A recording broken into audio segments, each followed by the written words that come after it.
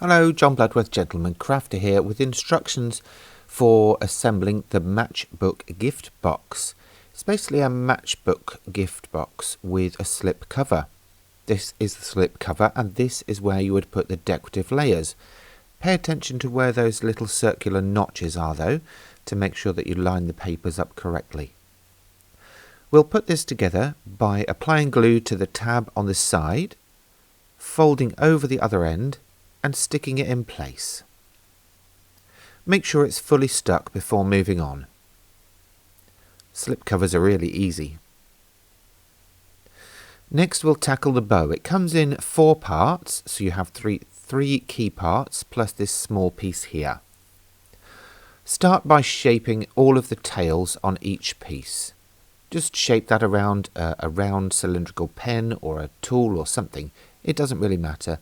It's just to give them a bit of shape and to break the fibres in the card. Then start with this squat piece. Apply glue to either end. Fold those under and stick in place. Next, put a dab of glue in the centre and apply the longer, thinner piece. Then apply glue to the centre on the back and bring in the tabs at either end of that thinner piece. And again, hold those in place until they have fully stuck. Next, we'll apply the glue to the centre of the tails and stick our bow on that. Then, drop a dab of glue in the centre and apply that little rectangular piece so that it runs across the centre. Hold that in place until it's stuck, and then apply glue to the little tails sticking out either side, and fold those over and stick them in place. You don't need to be neat here as these bits won't be seen.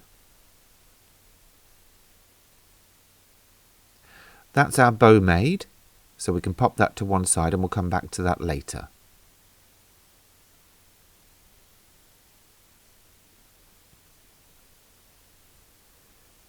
Next up, for the shadow box that's forming the matchbox itself, just pay attention. The decorative direction of your paper will head towards the aperture.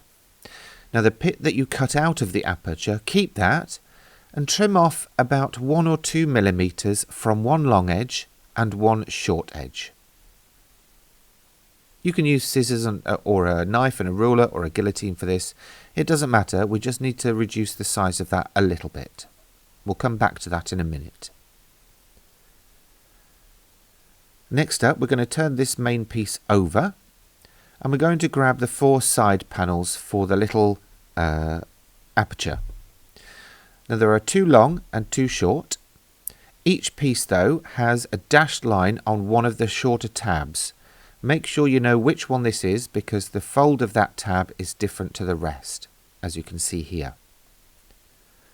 So we're going to apply glue to that tab and fix it so that the tab faces towards the outside edge of the shape and the fold line faces the inside aperture. Same again for the other larger piece. You're applying glue to the tab that has the dashed line within it, and you're making sure that fold line comes into contact with the edge of the aperture.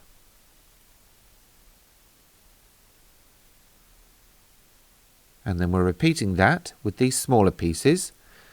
They have extra tabs on the side and we'll come to those in a minute.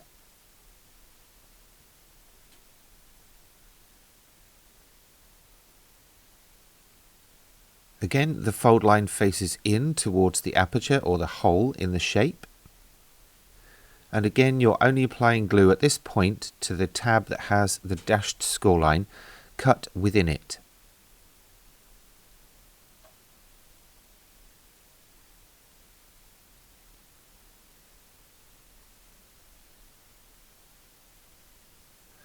Next, we're going to apply glue to the 2 side tabs of one of the short ends. Then we're going to bring that up to meet its partner, the longer rectangle.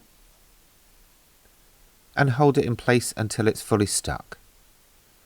Same again for the other tab, and then same again for the other short end.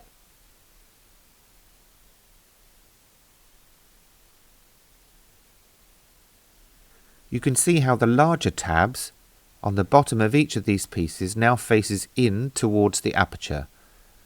That's what we want.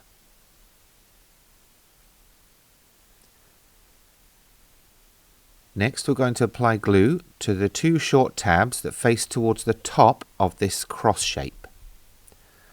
Then we're going to bring them up to meet their partner side, or their corresponding edge, and we're going to hold that in place until it's fully stuck. If you find this a little bit fiddly, you can of course use tweezers to reach in there and grab it to hold it until it's stuck. If you're using a book binding or a quick grab glue or a tape runner, it's likely that you won't have to wait long. If you're using a basic PVA glue, you may have to hold that in place just a little bit longer, as that's got a bit more moisture, so it takes longer to dry. Next up, we're going to the other end of that shape and applying glue to both of those short tabs and bringing up that back panel to meet it and holding it in place until it's fully stuck.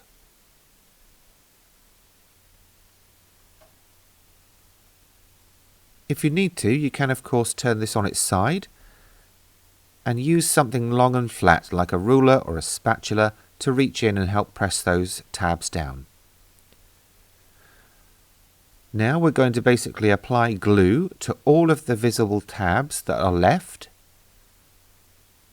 and then bring that top panel down and just wriggle everything in place and then push down and hold until it's fully stuck.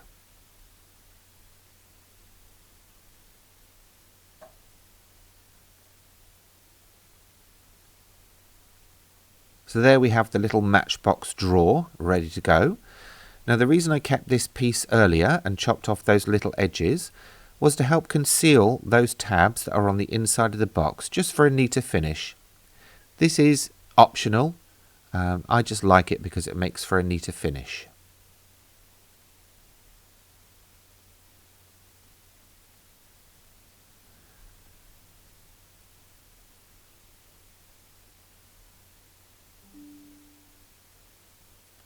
Now, this long piece you might have been wondering what we're doing with, but we're basically forming a loop. So apply glue to one end, wrap it around your finger and hold it in place until it's stuck. Then we're going to grab the slip cover, apply a tiny dot of glue to the end of that loop and bring it in and position it or glue it on the inside of the upper edge. This is basically going to form like a little pull tab, and I'll show you that in a second. So what you would do is slip in the drawer. It might catch on that loop, just lift it up a little and it'll be fine. So now you can see you've got something to hold on to as you're pulling open the drawer. It's just a little touch, but it makes a big difference. And finally, it's up to you now how you decorate the box. You can of course just decorate it with the bow that we've just made, or add your own embellishments. It's entirely up to you. Either way, I hope you enjoy making and creating these, and I'll look forward to seeing what you make.